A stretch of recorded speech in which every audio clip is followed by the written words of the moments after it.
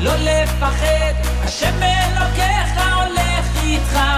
עם ישראל לא מפחד, השם אלוקינו השם אחד.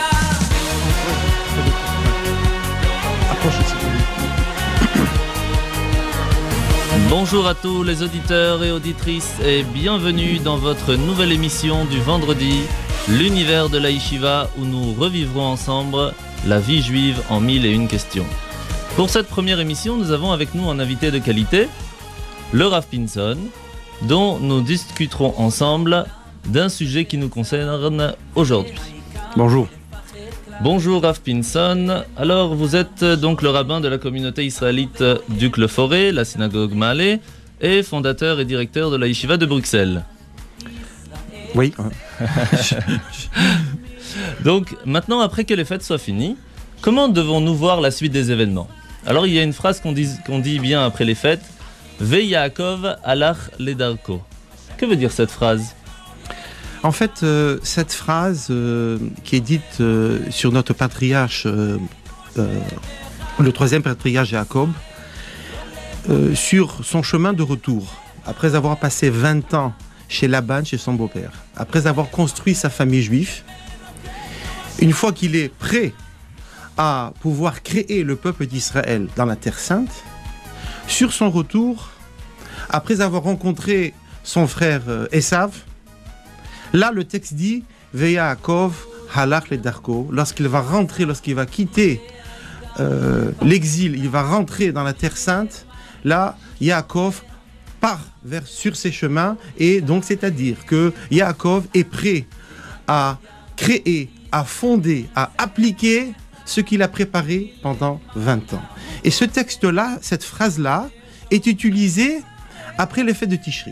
Pendant un mois, nous avons passé des moments extraordinaires de spiritualité, une expérience de Kedusha. Nous avons célébré les fêtes de Rosh Hashanah, nous avons sonné le shofar, nous avons jeûné le jour de Yom Kippour, nous avons fait les prières, les 10 jours de pénitence. Puis après, nous avons célébré les fêtes de Sukkot. Après tout ce mois de Tishri, qui est rempli de bénédictions, de spiritualité, là, le juif traverse maintenant une nouvelle frontière. Il va rentrer dans le monde matériel, dans le monde physique. Il va rentrer dans un mois qui s'appelle Mar Cheshvan. C'est le seul mois où il n'y a pas de fête juive. C'est le mois qui annonce l'hiver, l'obscurité, le froid. Et c'est maintenant là que le juif doit prendre tout ce qu'il a appris durant le mois de Tishri, toutes les forces, les énergies, et il doit les appliquer, il doit les faire rentrer dans sa vie quotidienne. C'est-à-dire que le juif ne va pas fermer la porte du mois précédent, il ne va pas claquer la porte de la synagogue et oublier tout ce qu'il a fait pendant un mois, mais il va continuer, il va conjuguer le mois de Tishri avec le mois de Cheshvan, il va marier toutes les forces spirituelles dont il a acquis donc le mois de Tishri avec le mois et les mois suivants. Et donc les mois suivants, à partir du mois de Cheshvan, la nouvelle année juive sera différente parce qu'elle sera baignée, elle sera imprégnée, elle sera influencée par tout ce qu'il a acquis durant le mois de Tishri. Ve Yaakov halach ledarko, son chemin, le chemin du judaïsme, bien naturellement. Chazak ou Baruch. Alors, sur ces belles paroles, il y a un événement extraordinaire qui se prépare ce Shabbat. Pouvez-vous nous l'expliquer? Alors, ce Shabbat, c'est le premier Shabbat Rosh Chodesh Cheshvan, donc qui annonce justement cette nouvelle ère, ce nouveau mois. Et c'est une idée qu'a pensé le grand rabbin d'Afrique du Sud il y a un an. C'est d'inviter tout le peuple juif. Il a commencé en Afrique du Sud. Il a invité ses fidèles à respecter au moins un Shabbat, au moins le premier Shabbat du mois de Cheshvan. Respectons, célébrons, réjouissons-nous de cette sainteté de Shabbat. Et chacun pourra le faire de sa manière, c'est-à-dire le plus possible. Pour l'un, c'est faire le kiddush, pour l'autre, c'est aller à la synagogue, et j'espère, pour les autres, et pour tous, c'est de respecter le Shabbat. C'est-à-dire prendre un recul des 6 jours de la semaine c'est fermer son GSM, fermer sa télévision, ne plus voir Facebook, ne plus répondre au téléphone, ne pas prendre la voiture et rester et célébrer le Shabbat en famille. Alors ça, c'est une idée qui a été créée par le grand rabbin d'Afrique du Sud et qui a germé et qui s'est développée. Et cette année, partout dans le monde, à Anvers, à Paris, à Strasbourg, on a donc lancé cette idée-là pour inviter les gens et pour rappeler les gens que c'est le premier Shabbat du mois de Tishri, du mois de Cheshvan. Ce premier Shabbat où Yaakov halach ledarko, où là il faut mettre maintenant en application ce qu'on a appris pendant un mois. Donc essayons de célébrer ce Shabbat. Alors hier soir déjà.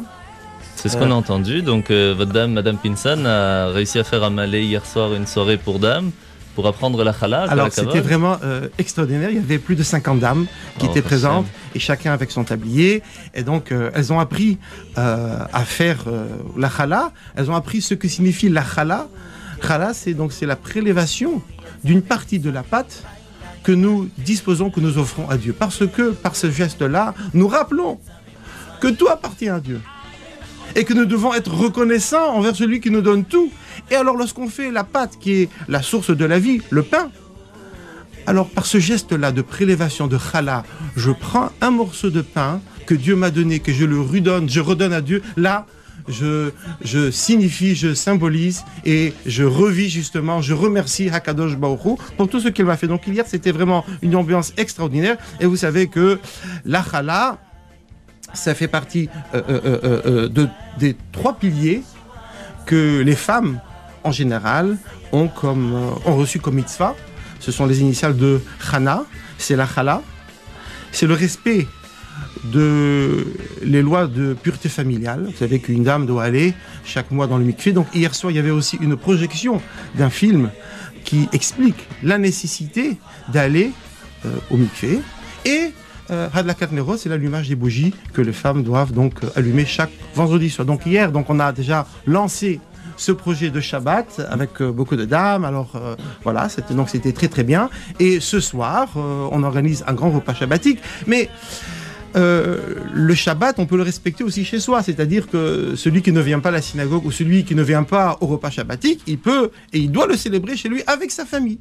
Donc essayons de créer cette ambiance, cette atmosphère du Shabbat pour revivre justement cette spiritualité que nous avons reçue durant le mois de Tishri. Donc j'invite à tous les auditeurs à faire un effort ce Shabbat et au moins venir à la synagogue, faire le kiddush, que les femmes allument les bougies de Shabbat, que chacun puisse faire au moins un petit effort, une mitzvah pour Shabbat, si c'est pas, et de préférence toutes les mitzvot de Shabbat, respectons ce Shabbat, vraiment affirmons notre lien avec l'Éternel. Parce que, et là, je crois qu'on peut encore parler, la signification du Shabbat, c'est très important. C'est ça, quelle est l'importance du Shabbat pour qu'il soit tellement important de faire un Shabbat mondial. Voilà, donc le Shabbat, comme vous le savez, Dieu a créé le monde en 6 jours. Et Dieu se reposa, Dieu créa le repos, pas seulement le repos physique, mais le repos aussi spirituel.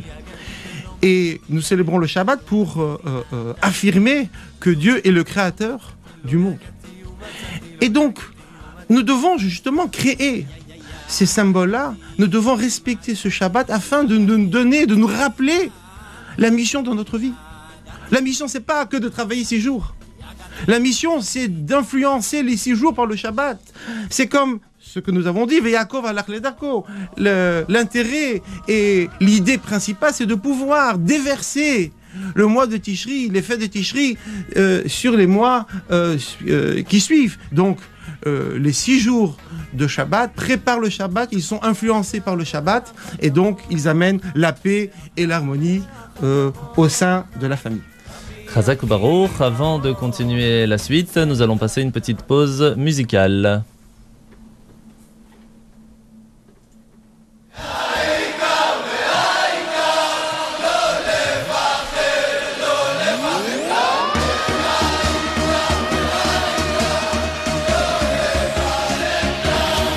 בכל מקום, כל הזמן, יש לכולנו מגדול ועד קטן, ימים יפים וגם פחות, וביניהם תשובה לכל השאלות. יש אלוהים אחד גדול, ובעולם הזה נותן לנו הכל, בין אפלה לקרן אור. את הנתיב אנחנו רק צריכים לבחור, וזה ידוע, חיים הם מתנה, הכל צפוי והרשות נתונה. מי שמאמין לא מפחד, את האמונה לאבד, ולנו יש את מלך העולם, והוא שומר אותנו מכולם. מי שמאמין לא מפחד, את האמונה לאבד, ולנו יש את מלך העולם, והוא שומר אותנו מכולם. אשרינו! העם הזה הוא משפחה, אחד ועוד אחד זה סוד ההצלחה. עם ישראל לא יוותר, תמיד על המפה אנחנו נשאר, וזה ידוע, חיים הם מתנה, הכל צפוי והרשות נתונה. מי שמאמין לא מפחד, את האמונה לאבד, ולנו יש את מלך העולם, והוא שומר אותנו מכולם. מי שמאמין לא מפחד, את האמונה לאבד, ולנו יש את מלך העולם, והוא שומר אותנו מכולם.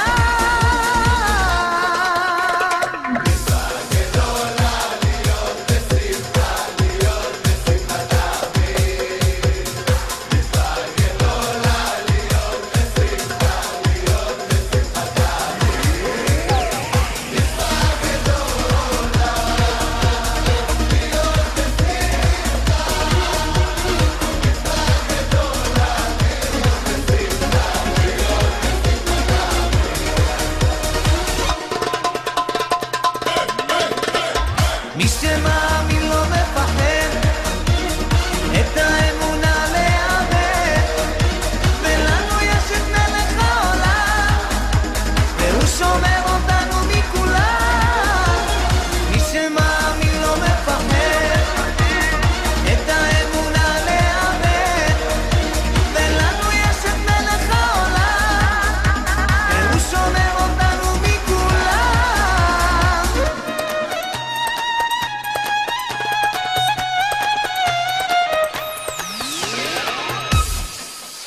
Rebonjour à tous les auditeurs et auditrices, et re-bienvenue dans votre nouvelle émission du vendredi, l'univers de la Yeshiva, où nous revivrons ensemble la vie juive en 1001 questions. Rebonjour donc Rav Pinson, nous avons parlé juste avant de l'importance du Shabbat, mais pour les enfants, pour les jeunes, quelle est donc cette importance? Qu'est-ce que ça peut leur apporter? Alors justement, j'ai ici un rapport d'un psychologue, Dr Gary Neumann, qui est un Américain, et qui dit que il voit que le Shabbat est un élément très important dans la psychologie. Donc vous voyez, c'est pas simplement une histoire de spiritualité, mais c'est aussi, ça amène aussi des éléments très positifs au sein de la famille. Alors, il rapporte une étude qu'il a fait. C'est une étude qui a été faite par l'université de Minnesota, qui dit que les enfants qui célèbrent quelques repas de famille par semaine, en famille, donc ceux qui célèbrent des repas par famille, ont 60% moins de chances d'essayer la drogue. C'est-à-dire que le Shabbat qui symbolise justement les retrouvailles de la famille, le repas familial, où les parents donnent leur temps à discuter avec les enfants, à parler avec les enfants, à étudier avec les enfants, à raconter une histoire aux enfants. Cette idée-là, cette chaleur-là, nous dit le docteur Neumann, amène à ce qu'il y a 60% moins de chances que ces enfants-là deviennent plus tard attirés par la drogue. Et aussi, une étude de l'université de Columbia qui affirme que 80% des adolescents préfèrent manger avec leur famille et non seuls. Alors, les adolescents, vos adolescents risquent de ne pas vous le dire, mais c'est la vérité. Et donc, c'est important donc de créer ce Shabbat et créer au sein de la famille justement ce noyau, cette chaleur, afin donc de vraiment de créer, de préserver la famille. Alors vous savez, comme je le disais avant, célébrer le Shabbat, c'est rendre le Shabbat à son propriétaire, c'est rendre le monde à son propriétaire, qui est l'Éternel. Alors il y a une idée qui est développée par le Maharal du Prak, qui développe le chiffre 7. Vous savez que le 7e jour, c'est le Shabbat. Et nous savons que dans un cube, il y a 6 côtés, donc les 4 côtés, fait, oui. et en haut et en bas. Mais il y a aussi un 5e côté, c'est l'intérieur. Et donc, le Shabbat représente cette force intérieure que nous avons en nous, cette force intérieure qui a créé le monde, cette Kedusha que nous avons en nous, c'est notre âme divine que nous avons en nous. Et justement, le Shabbat est là pour faire remonter à la surface, pour faire briller notre âme et puiser encore plus de force auprès de l'Éternel. C'est vraiment extraordinaire, toutes ces explications.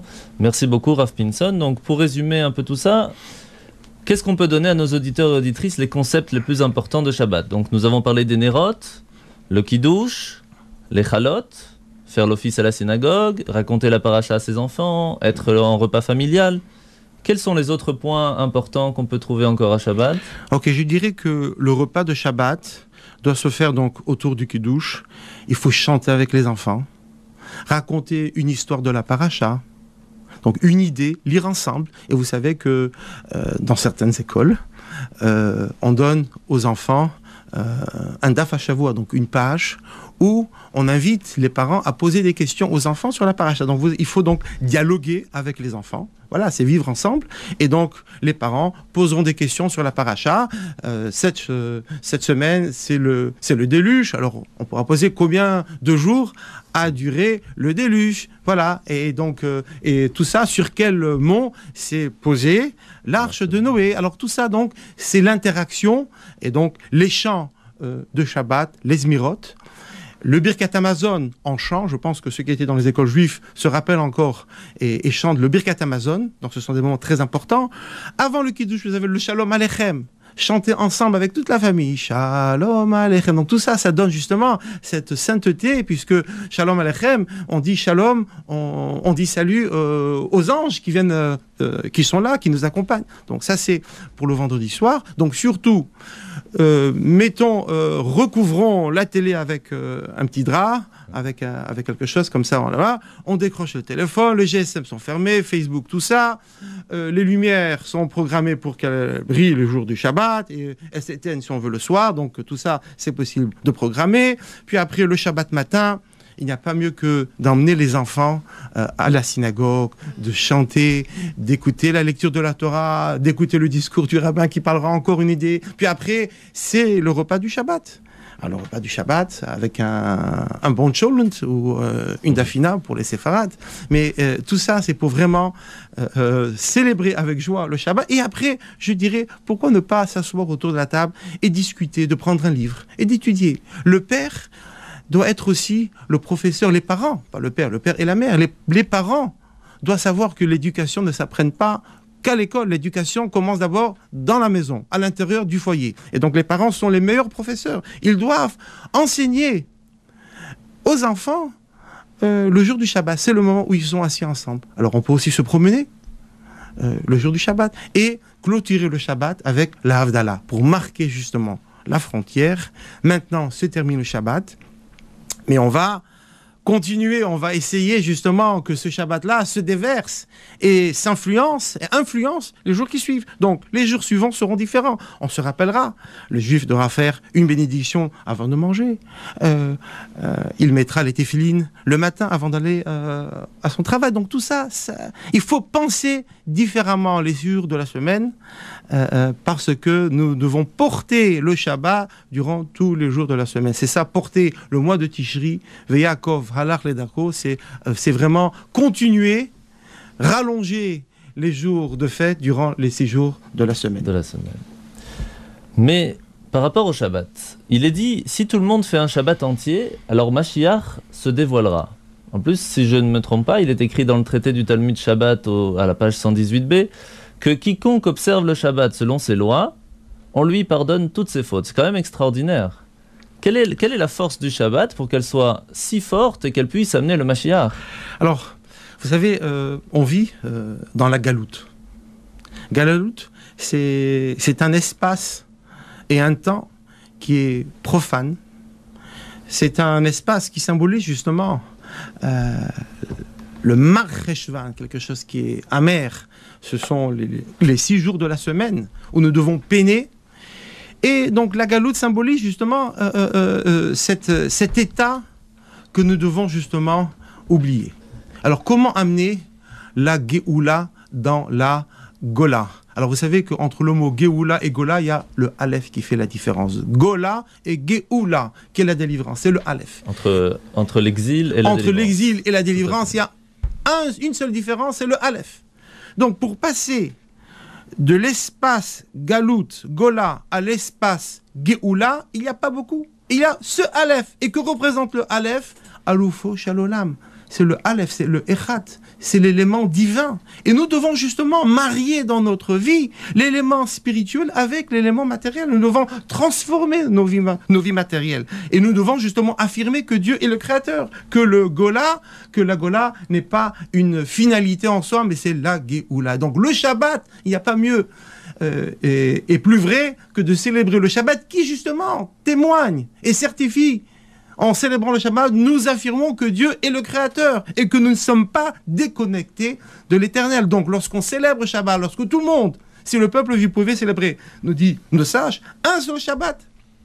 Et alors, c'est la Géoula. Donc, automatiquement, on passe vers un élément, un état spirituel qui est la Géoula. Alors, lorsque la Géoula viendra naturellement, il faut quand même rappeler aux gens que nous prions chaque jour pour la Géoula. Lorsque la Géoula viendra, les maladies cesseront, les guerres cesseront, les gens pourront vivre spirituellement en paix.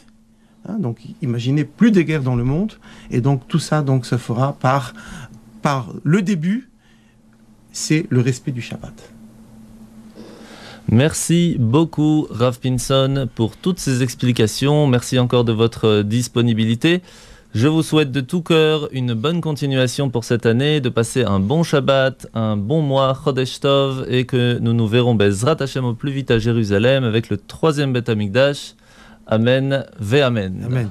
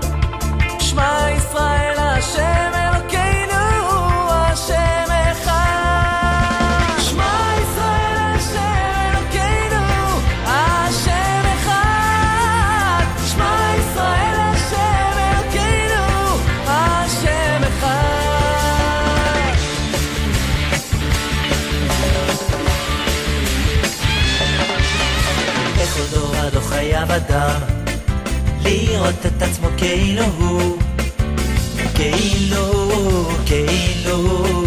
הוא יצא ממצרים לילה כאילו הוא יצא ממצרים בכל דבר חייב אדם לראות את עצמו כאילו כאילו הוא יצא ממצרים, כאילו הוא יצא ממצרים. כל ישראל יש להם חלק לעולם הבא, שם ערבי המת כולם צדיקים, לעולם ירשו הארץ נצר מתי, מעשה ידיי להתפאר, לעולם ירשו הארץ נצר מתי, מעשה ידיי להתפאר.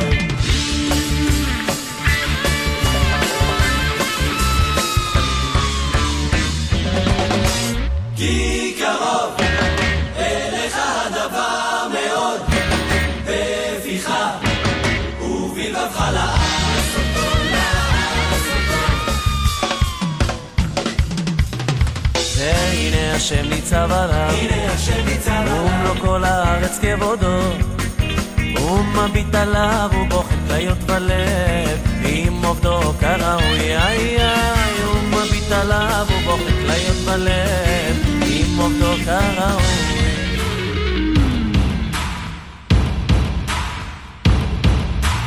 בראשית ברא אלוקים את השמיים ואת הארץ.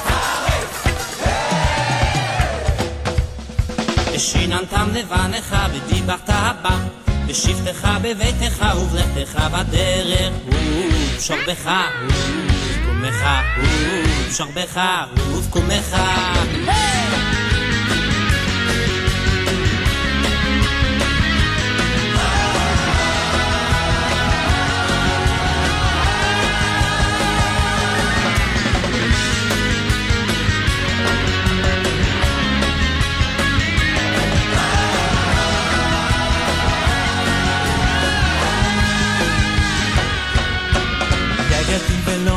יגעתי ולא מצאתי, יגעתי ולא מצאתי, אל תאמין.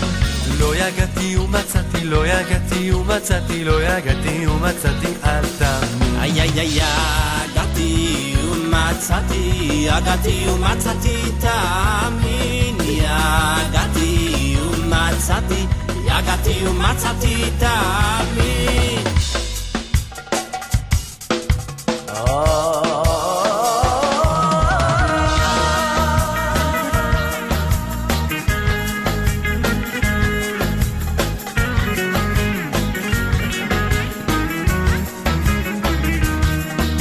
ואהבת לרעך כמוך, ואהבת לרעך כמוך, רבי עקיבא אומר, זה כלל גדול בתורה.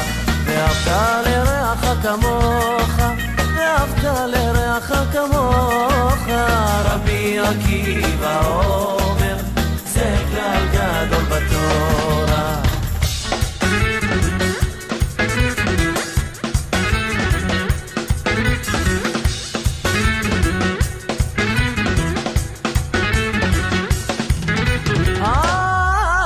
וזה כל האדם בתכלית בריאתו, ובריאת כל העולמות העליונים ותחתונים, להיות לא תירזו בתחתונים. וזה כל האדם בתכלית בריאתו, ובריאת כל העולמות העליונים ותחתונים, להיות לא תירזו בתחתונים.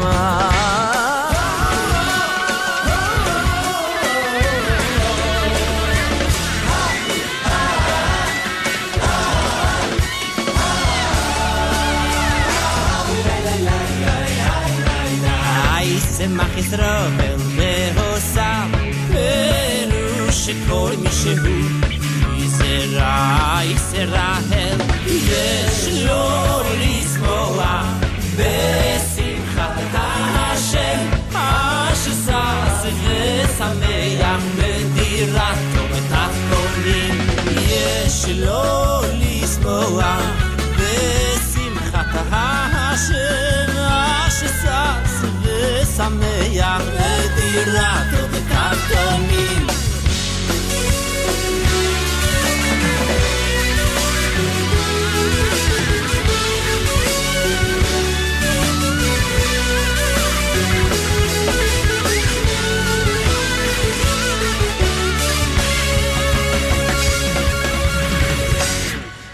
Re-bienvenue à tous et à toutes sur Radio Judaïka dans votre émission L'univers de la Yeshiva où nous revivrons ensemble la vie juive en 1001 questions. Nous avons aujourd'hui avec nous notre cher David qui sera avec nous pour la suite de l'émission. Bonjour David. Bonjour Rav Mordechai Chalençon, bonjour aux auditeurs et aux auditrices et merci de m'avoir convié à votre émission. Mais avec grand plaisir, merci à vous. Comment allez-vous ? Mais bien, Baruch Hashem. Grâce à Dieu, Baruch Hashem. Alors, revoyons ensemble le début de notre Torah, ce livre extraordinaire qui peut être parcouru de tellement de facettes de compréhension, que ce soit pour un enfant de 5 ans ou même la personne la plus intelligente du monde, qui peut être éberlué par la sagesse qui s'y imprègne. Si je peux me permettre, Rav Mordechai, mais par quoi commence la Torah ? La création du monde.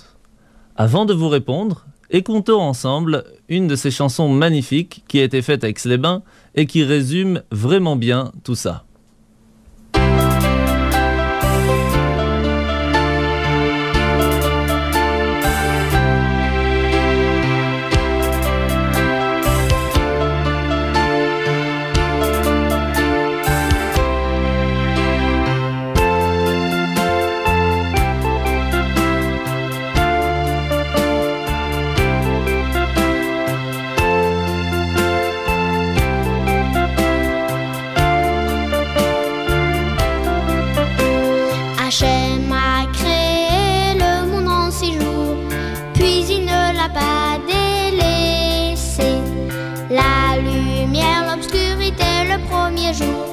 Le deuxième, les cieux séparés.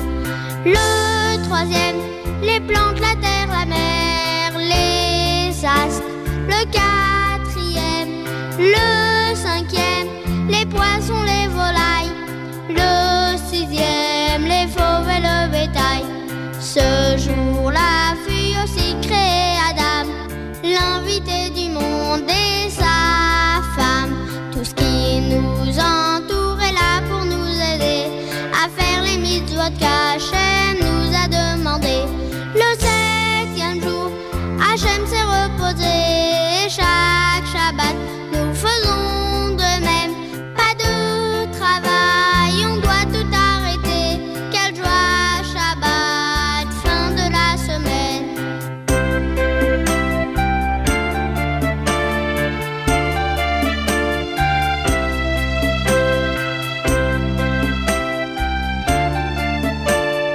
Donc voilà, après cette belle musique qui résume assez bien chaque jour de la création, voyons ensemble maintenant comment est-ce que le monde il a été conçu. Alors d'après l'opinion du Ran, donc un des grands rabbis de sa génération, telle qu'elle apparaît dans le Talmud de la page Choulin à la page 39a, avant de créer le monde, Dieu a conçu 7 éléments essentiels au fondement du monde. Alors premièrement, il a conçu la Torah, puis la Teshuvah, le pardon, le Gan Eden, le paradis, le Gehinnom, l'enfer, le trône céleste, le Beth Amikdash, le temple, mais aussi le Mashiach. Alors, en quoi ces 7 éléments sont essentiels à l'humanité et devraient donc être conçus avant même la création du monde ? Alors, c'est une excellente question, mais pour pouvoir développer tout ça, on va d'abord commencer par les premiers points. D'abord, nous allons parler de la Torah, la création, la première création avant même le monde, car elle a servi vraiment d'instrument à l'architecte pour édifier le monde. Comme dans toute construction, par exemple pour une maison, si une maison est construite sans un plan, sans un architecte, son aspect ne tient pas. Le but précis de chaque pièce doit être inscrit, leur fonction, et c'est seulement ainsi que la maison sera bien construite. Il est écrit aussi dans Bereshit Bara, à la page 8.2, que la création de la Torah précéda la création du monde de 2000 ans. Et c'est elle qui a servi de plan précieux pour la création du monde. Ah, mais voici donc la question à 1 million. Est-ce qu'il y a vraiment un créateur ? Alors pour ça, je vais vous raconter une petite histoire pour illustrer un petit peu la réponse. L'empereur romain, Hadrien, il a posé la même question à Rabbi Yoshua. Est-ce que le monde a un maître ? Et s'il y en a un, pourquoi ne s'en montre-t-il pas ? Il voulait le voir. Mais Rabbi Yoshua lui répondit « C'est impossible. Il est écrit même dans le livre de Shemot, à la 33-20, que nul homme ne peut me voir. Mais l'empereur Hadrien, en tant qu'empereur, était assez irrité de sa réponse et il exigea de le voir. Et donc, c'est le lendemain vers midi que Rabbi Yehoshua revient et il lui dit « Je suis prêt à te montrer Dieu. Je suis prêt vraiment à te donner la possibilité à le voir. Regarde, fixe le soleil à l'heure du midi et tu le verras. » Bien sûr. Hadrien, l'empereur, lui répondit « Mais quoi? Mais tu te rends bien compte, il est impossible de fixer le soleil en plein midi, c'est pas possible. » Alors Rabbi Yehoshua lui dit « Mais le soleil, c'est que un des multiples serviteurs de Dieu. C'est que le millionième de sa splendeur. Personne ne peut le contempler. » Et c'est ainsi que Hadrien comprit la grandeur de Dieu. Bien. Parlons maintenant de la Teshuvah, le pardon. Ah, le pardon, avec Kippour, déjà, on en a déjà pas mal parlé. Le pardon, c'est revenir à sa source, comme chaque enfant qui sait se faire écouter par son père. Mais on va le développer avec les éléments suivants qui vont arriver. Très bien. Alors, en ce qui concerne le Gan Eden et le Gehinam, l'enfer et le paradis, quel est leur but? Y a-t-il vraiment l'enfer chez nous? Ça, c'est une bonne question. Alors, on a chacun de nous une âme. Cette âme, c'est un diamant. On le reçoit à notre naissance, elle est pure, sans tache. Et c'est avec nos choix dans la vie que nous pourrons la rendre, cette âme, plus belle, plus éclatante, ou plus sale et malodorante, tout dépend de nos actes. Et le but ultime de chacun est que son âme soit la plus jolie, la plus propre, la plus polie. Et cela se fait grâce aux bonnes actions que nous faisons dans ce monde. Malheureusement, nous sommes des humains, et donc il nous arrive à faire de temps en temps des erreurs.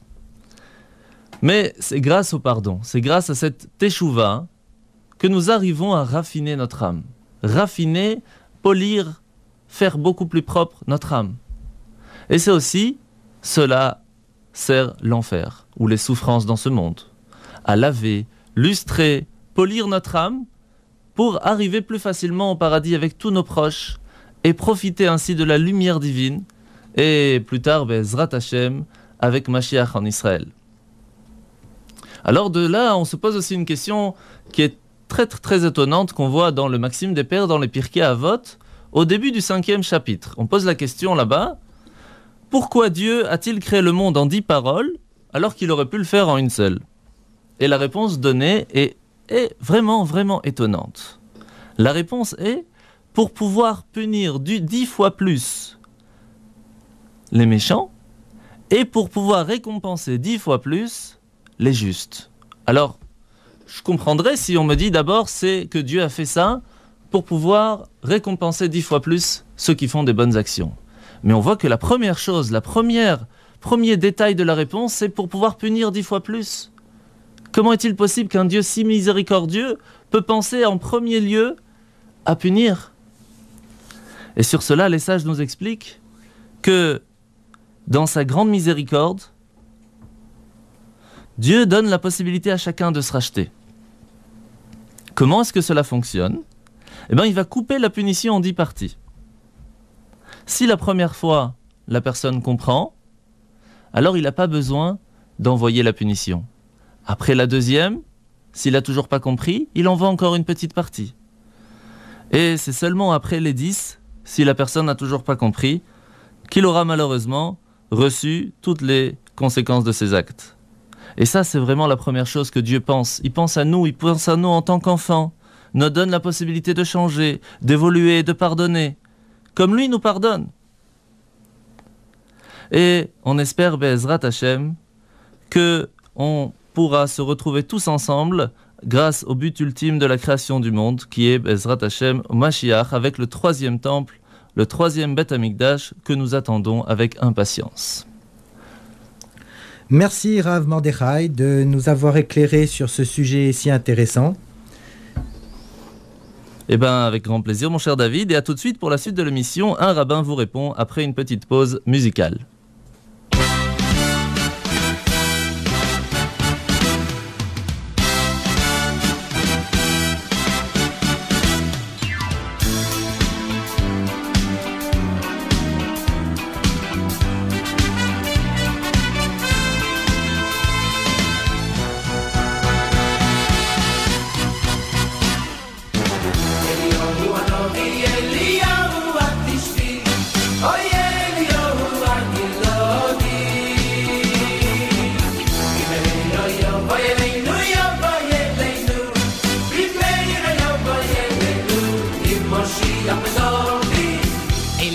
hanavi Eliyahu ak tishbi Oy Eliyahu ak iloti Imehiroyo boy Elenu ya boy Elenu Imehiroyo boy Elenu We Moshiach Menovi Moshiach Menovi Shosili shtalea Mishmei Aharoto So ish bakid al-kol V'soy reis toy voice Ishti ne'emon V'yoshiv le'vonim alovois V'yoshiv le'vonim alovois O ish yosili shtalea Mishmei Aharoto So ish bakid al-kol V'soy reis toy voice Ishti ne'emon V'yoshiv le'vonim alovois Re-bienvenue à tous et à toutes sur Radio Judaïka 90.2 dans votre émission L'univers de la Yeshiva où nous revivrons ensemble la vie juive en 1001 questions. Alors nous allons passer maintenant à notre dernière partie de l'émission, Un rabbin vous répond. Je vous rappelle que vous avez la possibilité de poser des questions sur notre page Facebook de l'émission L'univers de la Yeshiva sur tous les sujets du judaïsme. Eh bien, rebonjour Rav Mordechai. Alors voici les questions des auditeurs que nous avons reçues par mail et sur la page Facebook. Donc voici la question de Raphaël. Existe-t-il un poisson sans écailles qui soit cachère ?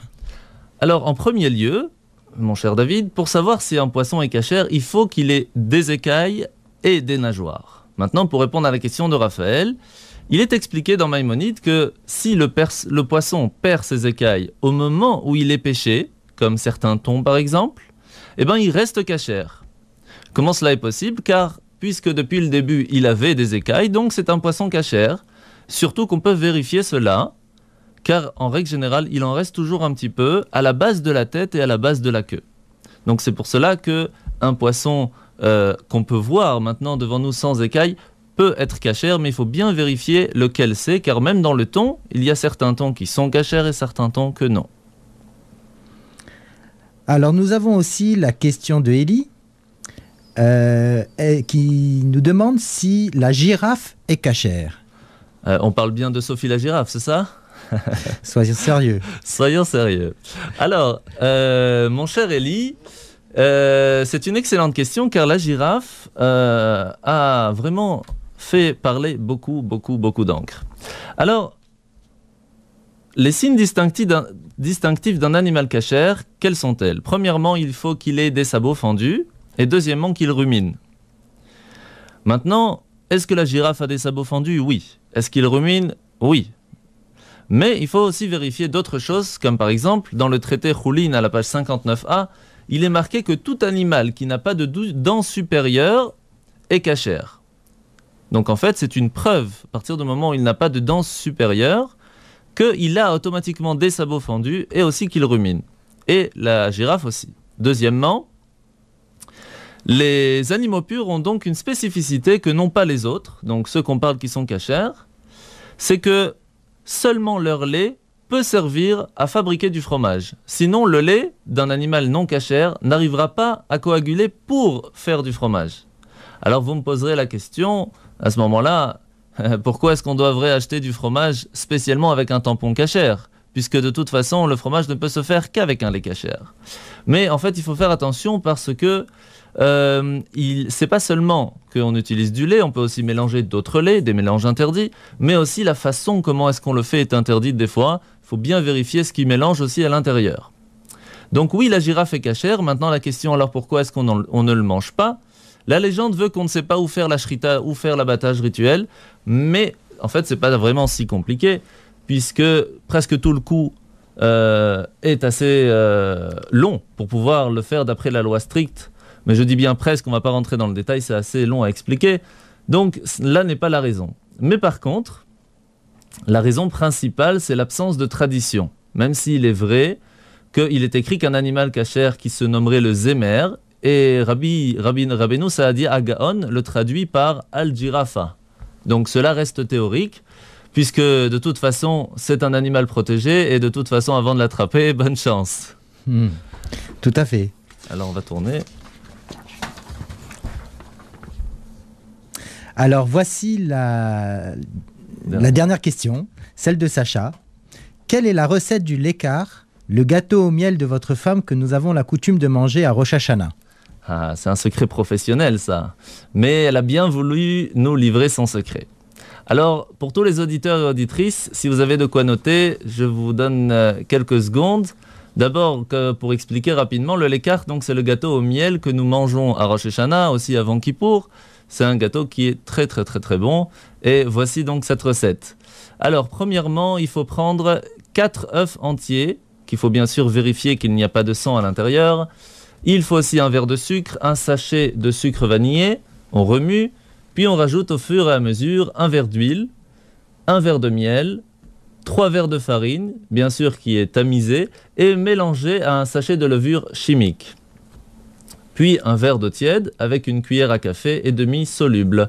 À cuire au four à 180 degrés, position de cuisson seulement le bas uniquement, et pendant approximativement 20 minutes.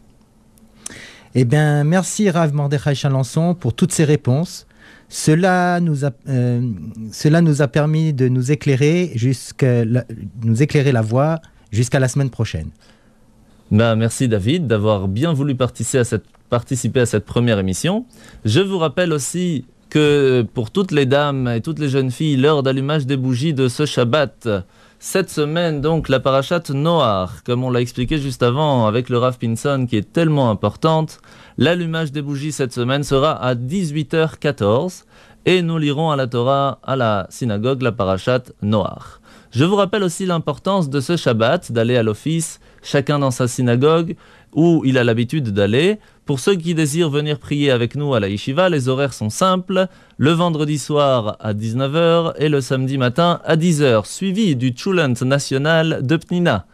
Et c'est ainsi que finit notre première émission. Je vous rappelle encore une fois qu'il vous est possible de poser vos questions toute la semaine sur la page Facebook de l'émission L'Univers de la Yeshiva et seront répondues la semaine prochaine à l'antenne de Radio Judaïka 90.2 tous les vendredis de 9h à 10h.